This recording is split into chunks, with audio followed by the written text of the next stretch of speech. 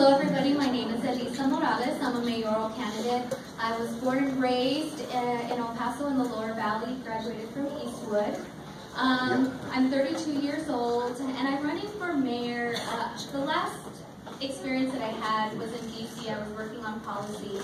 I see El Paso in a very interesting position right now where we can start looking at really good policy that is going to set us up for future growth. And so I'll talk a little bit more about that, I'm sure, in the questions. But again, one of the things that I think we need on City Council and just in our elected representatives is to make sure that all lenses, all people, all demographics are represented in our City Council. So that's why I'm running for mayor.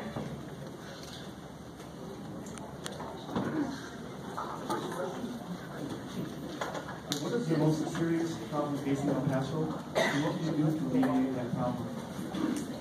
One of the most serious issues facing El Paso is lack of innovation.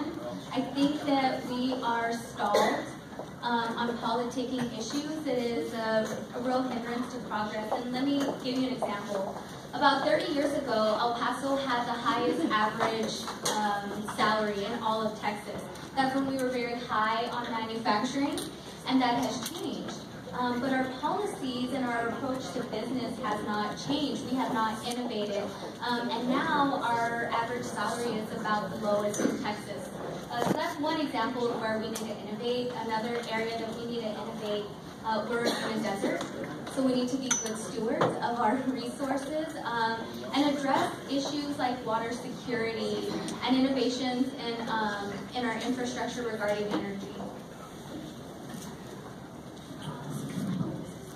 I'm trying to be fast and concise because I've heard it goes pretty fast. So I don't want to leave you guys in the middle of a thought.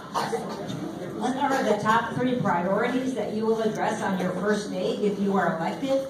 And given that this is International Women's Day, could you speak to what you might do for gender equality, given the fact that Hispanic women earn less than half of what white men do in this community?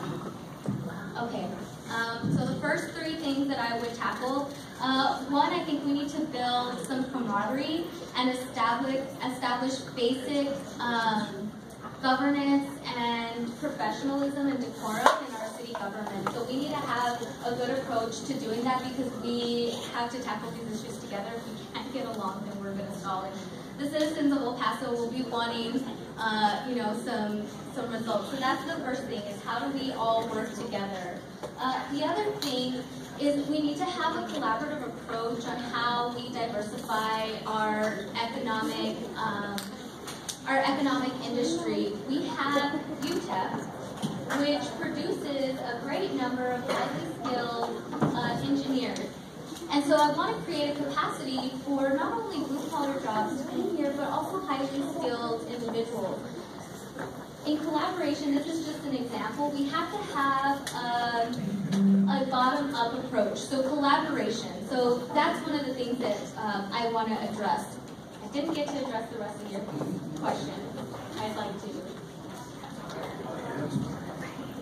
Well, I'm going to specifically ask this of you.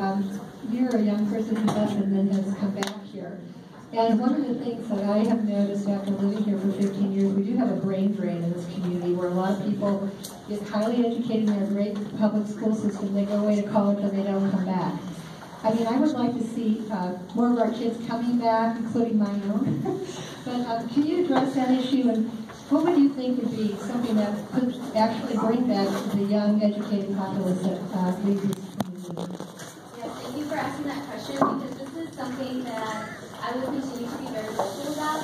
I want to change the way that conversation to brain drain to a brain waste. Again, are we having the capacity for our skilled people to come back? I was talking to somebody, she already left, who had been working in San Francisco doing graphic designing, and she's looking to get back into the job market, but she can't find something. That's a similar perspective that I've had, is that I want to be here, and I don't see that we are striving to create the capacity.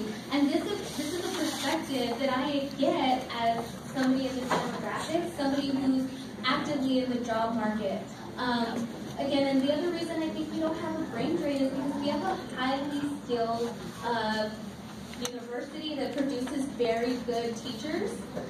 So our students are getting educated at good schools here in El Paso, in primary schools, and we have a really good access to UTEP. So I want to change the conversation to brain drain to maybe brain waste. Is there another question? 2 minute closing. Okay, so I'm going to circle back to your question since I have 2 minutes on gender equality, and that's something that I saw in Washington, D.C. When I worked there. So let me give you just really quickly a background of myself. So I worked in higher education, and I've worked in all areas of healthcare. I've worked in hospice, mental health. I've done research on type 2 diabetes. I work for Medtronic, one of the largest manufacturers for medical devices. And then I worked in policy. When I was working in Washington, D.C. for senators, I realized that some of the most impactful policymakers were those that have had actual experience in their industry, right? You can write policy, but when you have been an actual teacher yourself and you're writing an education bill, you bring something to the table that somebody who's just studied policy doesn't bring, that perspective. And that's why I'm running for mayor. As we diversify, we talk about diversification, but we need to talk about diversification in regards to experience. And yes, while you've seen the other mayoral candidates and I look a little bit different, and we need to talk about diversification and gender equality in our government, I also want to talk about diversification of experiences and lenses in our government.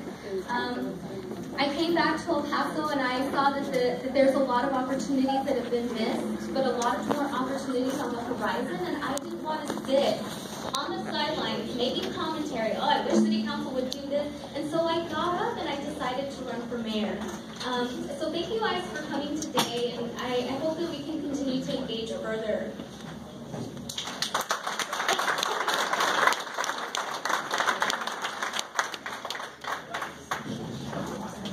Thank you, Ms. Morales. Our next candidate is Jaime O. Perez.